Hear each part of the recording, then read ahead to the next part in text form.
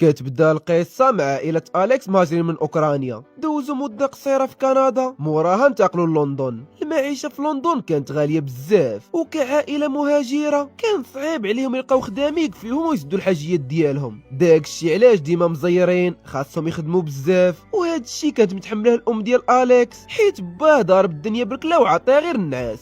أليكس ما كانوش عنده الصحاب، داكشي علاش كيدوز النهار كامل قدام البيسي. ولكن هاد الوقت ما مشاش هباء منثورا، ما حدو كيكبر هو كيكتشف بلي خاصو يصوفي راسو براسو، حيت دارهم يلاه مكافين مع السكن والماكله. وهنا فين غتجي الفائده ديال داك الوقت اللي دوز قدام البيسي. صاحبنا تعلم شي لعيبات وبدا كيدخل فلوس. ملي وصلوا اول كاش كان غيطير بالفرحه، خبعو بقى كيزيد عليه باش ملي وصل للجامعه يلقى باش يخلص. باه بالاضافه للفنيان وعطاه غير للدوران، كان ديما مدابز مع عمو. صاحبنا فين ما يسمعهم كبتوها كيشكارت وكيخرج ياخد قهوه. هو في واحد المحل سمعهم كيهضروا في الاخبار على جروب ديال الهاكر كيتسموا شبكه الظلام. هاد الشبكه كيقودها واحد سميتو زيد، وديما مرونين الدول. المهم بقى صاحبنا كيتفرج شويه، شرب القهوه ديالو، ومع طلعت الشمس تحرك في حاله. ملي رجع للدار لقى مو كتبكي، سولها شنو واقع. قالت لي البنك عرفني خرجت من الخدمه وما بقيتش قادره ندفع الطريطات، داكشي علاش غيجريو علينا من الدار. سولها باه اش كيقول في هادشي، قالت لي مو هو مسوق بعدا راه مكسل.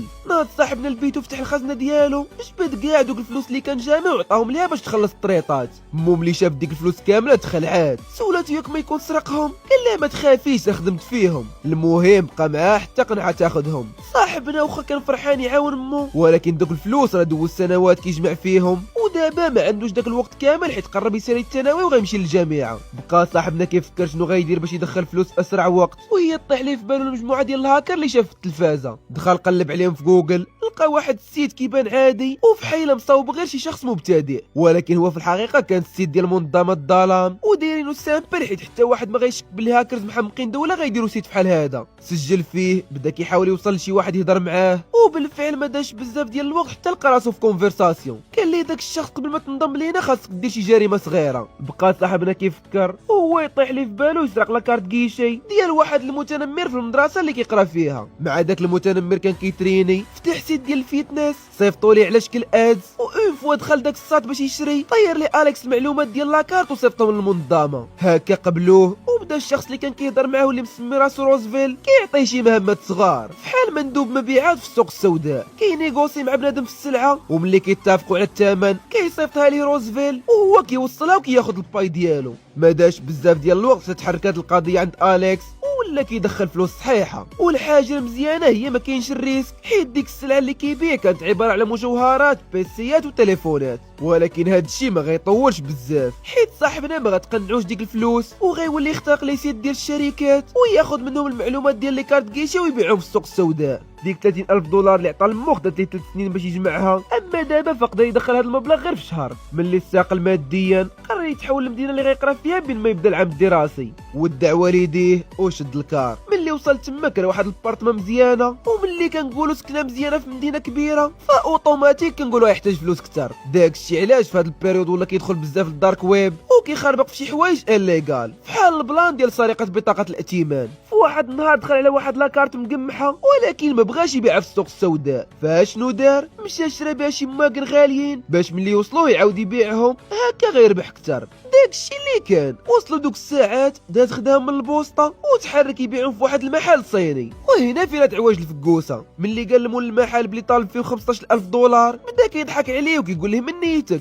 ها هي في حالها الا بغيتي نبيعها لك غير ب 200 دولار. وهو كيتناقش معاه، غنشوف واحد الساط حاط عليه العين وكيتصنت على شنو كيقول. مع خرج اليكس من المحل، خرج موراه وبقى تابعو. مشى المحل الاخر، وهادو ماشي غير ما بغاوش يشريو من عنده، بل اتصلوا بالبوليس من الفوق. صاحبنا مازال ما قنفش، قصد محل اخر باش يحاول، ولكن والو حتى هو ما بغاش يشري من عنده. وهو خارج من المحل وقفوا داك الساط اللي كان تابعو، قال لي بلي سميتو سي، وعرض عليه يدخل يبيع ليه دوك الساعات في المقابل ياخذ 30%. صاحبنا في الاول تردد شويه، ولكن في الاخير دارها في يد الله وعطاهم ليه. دخل ساد المحل وما كاملاش 5 دقائق حتى رجع ليه بالفلوس، باع المواقن بسرعه وبثمن اكثر من اللي طلب صاحبنا. سولو اليكس كيفاش دار ليها، قال لي سي وريني منين جبتي هاد المواقن نوريك كيفاش بعتهم. من هاد اللحظه سي واليكس ما بقاوش كيتفارقوا. اليكس كيهاكي لي كارت كيشي وكيشري بهم السلعه، وملي كتوصل كيمشي هو وسي يبيعوها. سي كان خطير في هادشي ديال البيع والشراء، يقدر يبيع لك مسمنه على اساس بغريره. غا ما ديوش عليا راه كنسجل وانا صايم. صحابنا خربوها ديال بصح وقدروا يجمعوا 60,000 دولار غير في الشهر. وصلت الوقيته ديال القرايه،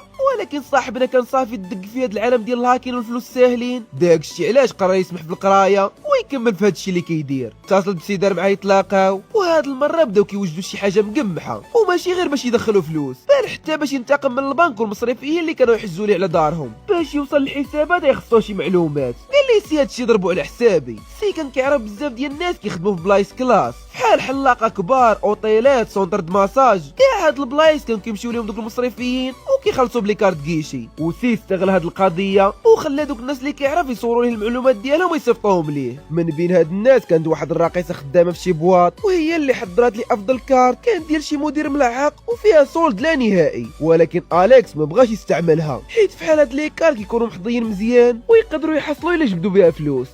ما دخلاتش هاد القضيه الراس، كيعرف غير كارت كيشي فيها فلوس خاصهم يجبدوهم. بقى كيلح على اليكس. في الاخير اتفقوا باش يجبدوا منها واحد 20 ولا 30 الف دولار وما يعاودوش يستعملوها مره اخرى. داكشي اللي كان. قصدوا البنك بواحد الطوموبيل كتغوت. اليكس ضرب لي كوستيوم طنطن صباط مقمقم قميجه مطلوقه كرافطه مربوطه وراس محسن.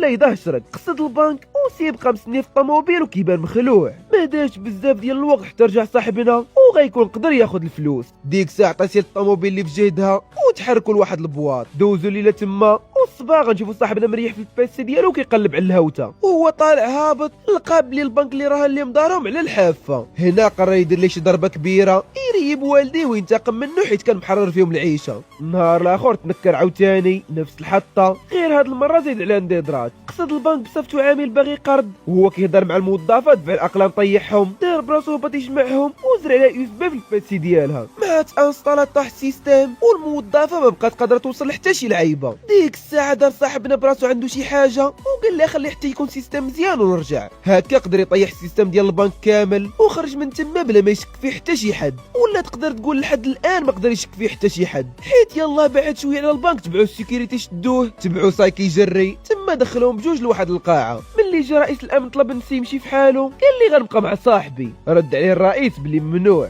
خرج ساي من تما، جبد المدير اليوسف من جيبو وقال اليكس مزيان هاد اللعيبه عندك، منين جبتيها؟ اليكس بقى ساكت وهو يجبد التليفون باش يتصل بالبوليس. هنا طلب منه اليكس يوقف واختار عليه ابجريد ليهم السيستم كامل، في المقابل يخليه يمشي في حاله. المدير دور هاد اللعيبه في راسو وقال الا صيفط هذا للحبس اكيد غيجي واحد اخر وغيطيح لنا السيستم، اللهم نخلي واحد كيعرف كيفاش كيدار هاد الشيء قادو ونتهناو. داكشي اللي كان. صايب ليهم صاحبنا اللعيبات وخرج من تما. في الليل هو جالس في الدار بداو كيوصلوا بزاف ديال الميساجات من الدارك ويب. صاحبنا في الاول تخلع، ولكن ملي قرا داكشي لقى بلي كاع الناس اللي تما عجبهم البلان اللي دار، وحتى من زيد رئيس الدارك ويب انتبه ليه. تعرف على واحد البنت من الدارك ويب سميتها كيرا وقنعوا سي باش يمشي يتلاقاها، وهما جالسين كيشربوا قهوه وكيتعارفوا. اتصل بيه سي وقال ليه يطلب منها تنضم ليهم ويوليو يخدموا مجموعين. ملي قالها ليها طلعت حتى هي كانت تقلب على معامن. بداو الخدمه مجموعين. هاد كيرا كانت خطيره. شراو واحد الاله ديال الطباعه ولاو في عوض ما يبيعوا المعلومات ديال بطاقه الائتمان في الدارك ويب بمبلغ صغير كيصنعوا وحده كيدخلوا فيها دوك المعلومات كيتقداو بها حوايج غاليين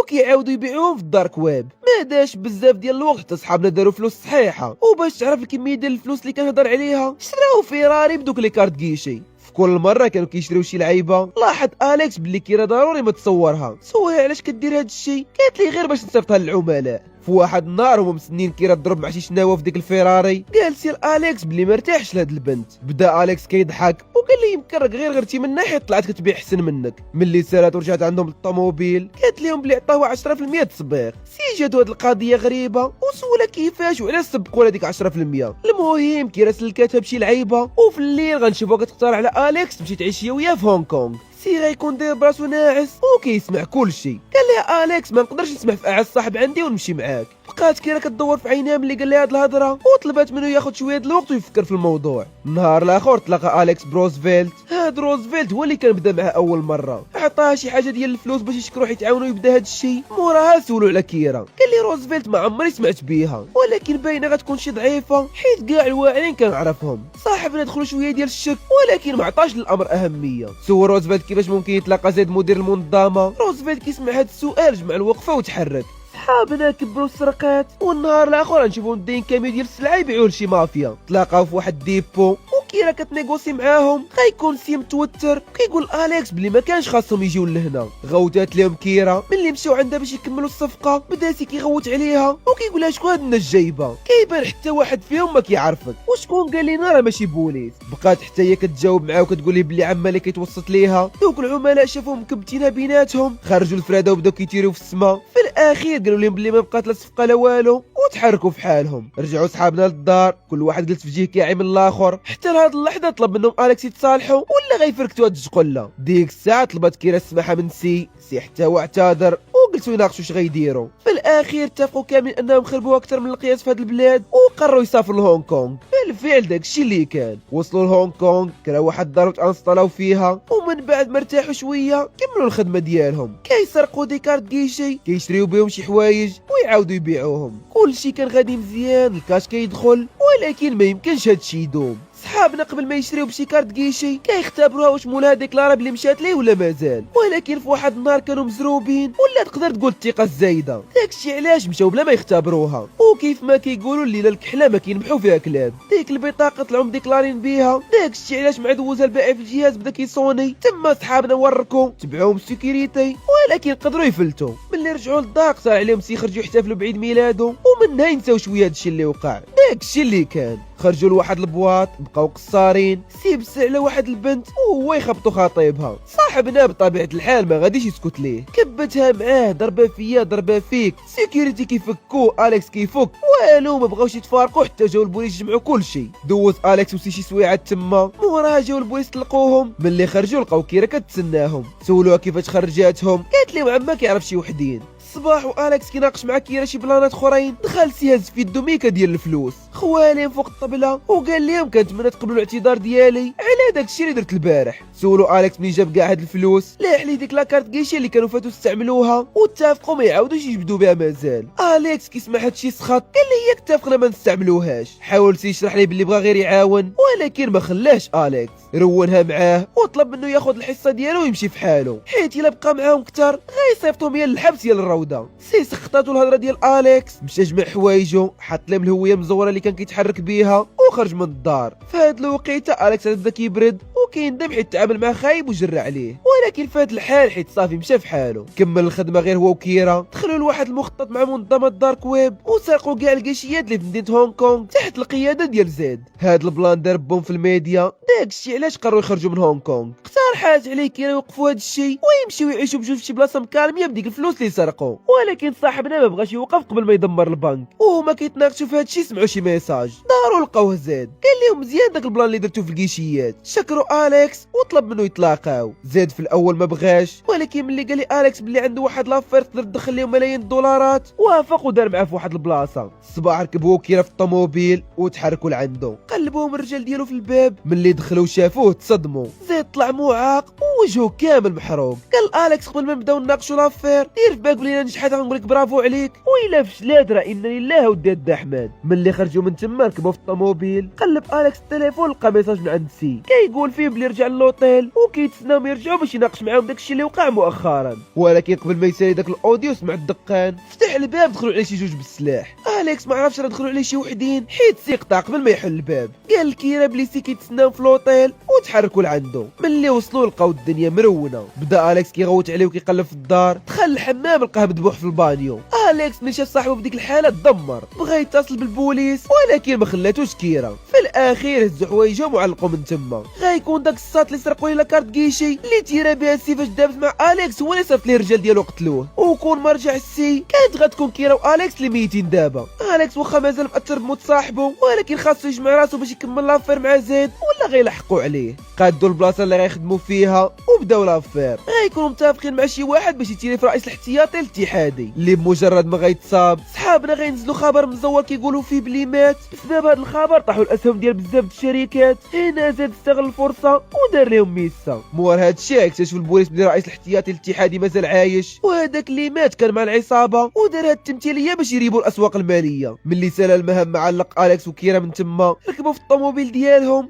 يلا غيعلقوا وقفوا عليهم جوج. ضربوا اليكس غيبوه وداوها. ملي فاق لقى راسو دايخ وما عارف لا كيفاش يلقى كيرا ولا كيفاش يتواصل مع زيد باش يطلب منه يعاونو. ديك الساعه باسبور مزور وسافر لبانكوك حيت كان داير مع كيرا يتلاقاو تما الا وقعت شي حاجه. مشى للبلاصه اللي دار معاه فيها، عيا ما يتسنى ما جاتش. ديك الساعه تحرك لواحد السيبر باش يدخل للانترنت ويحاول يلقاها. عطى الموظفه اللي تما كارت كيشي من هذوك اللي مزورين ومشى جلس في البوست. الموظفه دوزتها في تي بي او، لقاتها مزوره وهي اتصل بالبوليس. فهاد الوقيته يكون صاحبنا كيقرا في الاخبار بلي البوليس شدو زيد مور اخر عمليه دار، وشريكته كيرا حاولت تهرب وما يتيروا فيها البوليس قتلوها. صاحبنا ما تقبلش البلان ديال كيرا ماتت، دخل الباج ديالها باش يشوف ربما تكون مخليه ليه شي حاجه، ولكن في هاد اللحظه قطعت الكونيكسيون والبوليس وصلوا. تشد صاحبنا وتحبس بتهمه التزوير، وبسبب الهويه المزوره اللي كانت عنده حتى حد ما سول عليه. كل ما داز عليه الوقت في الحبس كيفقد الامل، والحاجه الوحيده اللي كانت شاغله باله هي واش مو مازال كتسناه ولا فقدت الامل وقالت كون راه مات.